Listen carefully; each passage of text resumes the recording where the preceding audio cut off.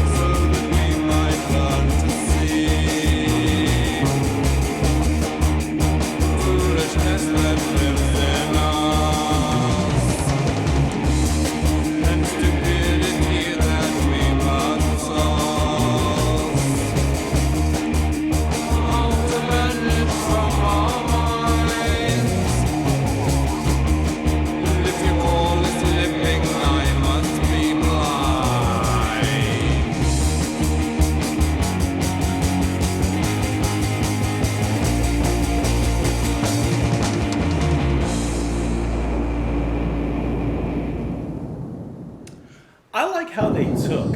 Excuse me. I like how it continued. I like how they took just this crushing riff.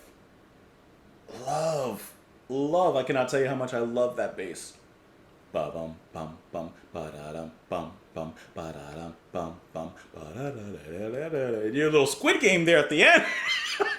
Listen, I like how they just take that, copy paste, and just repeat that almost the whole way through. They change it up a little bit in a not a chorus, but you know, as it goes into the little break. But I like how they just keep with that wave of just some hard riffs, at least like to me, and especially at this time, like it's a hard riff, and just psychedelic all of it out of it.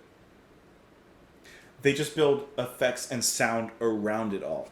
So I'm pretty sure that that's Nick Turner doing that sound that was taking place like halfway through that. I don't even know how to describe it because I couldn't quite tell if it sounded more like vocals, just absolutely produced and changed, or if it was some sort of horn or wind instrument like the flute or saxophone, once again just somehow produced and changed and morphed, or something completely different. I really have no idea, but I think that is going to be Nick Turner doing something in that respect. Then in the second half, when we're given that space, because they always play with the space, they let it go, then like I said, that bass comes in. I love how it creates that entrance, and the guitar doesn't come in as it had been playing immediately. It does something just a little bit different. When he's playing the guitar, when it comes in, it is just so muted. It's like he's just plucking strings with no melody behind it. He's just holding it down. I don't know, palm muting. I don't know that kind of stuff. But it's muted. So it's just like almost percussive in its picking. And then slowly, I would imagine, he just lifts his fingers a little bit and allows those notes and those chords to begin to form and to come through, eventually coming back into its main rhythm. I just thought that was a really cool way of kind of bringing everything back, you know? I don't know if I've heard it quite like that before. Let me see if I can find that exact moment. There's the guitar fully formed. But before that, coming from here, you'll hear it. After this thunderclap. It's coming. I know it's coming. Ride the wave. Right there. See? And even when he starts it, I heard that little echo on the back end, but he starts it on the right, my right, your left, then he comes back to my left, your right, and then center. So he slowly opens up that note. That's really cool. Let it finish. And he plays within the echoes and the rebounds of it. That's just really cool. I really love the development of this track, and I would like to say and think that I'm getting Hawkwind. I'm starting to understand it a little bit. Or them a little bit.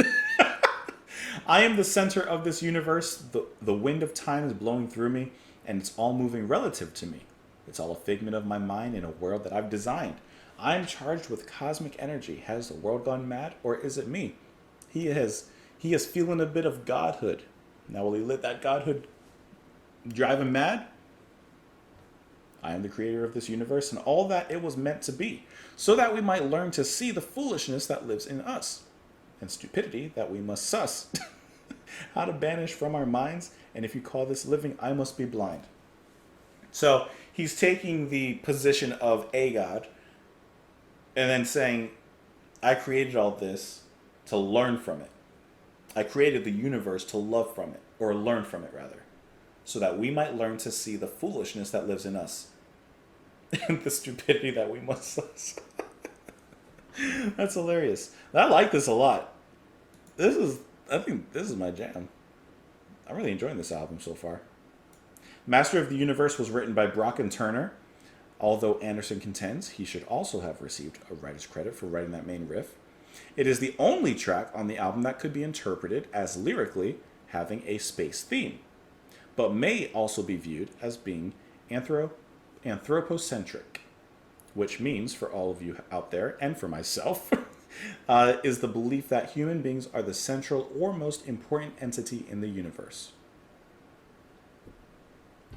This was also part of the Sounds of the 70s session and quickly became a live favorite and almost ever present in this set, appearing on numerous live albums. I have a really dumb question that some of you are going to laugh at me for, but I'm asking it out of, I guess, out of naivety. In some capacity, are Hawkwind touring in some capacity, even if it's not like with all the original members, because I think that this would be such a cool sound to hear live. They sound like it would just be so fun to get lost in these kind of riffs that are equally heavy and psychedelic and just trippy. You know, at the same time, I think this would be brilliant to listen to live and to see them live. I don't know. Maybe that's a dumb question. Let me know what you guys thought of the track, though. You can let me know in the comments below. You can follow me on Twitter. You can like the video before you leave. You can subscribe as well. You can also support the channel on Patreon. But I hope that you enjoyed your time here. Thank you, as always, for being here with me, for sharing your time, your energy, your thoughts with me as well. And I hope that you enjoy the rest of your day or your night. Thank you for being here. I'll see you guys later. Bye.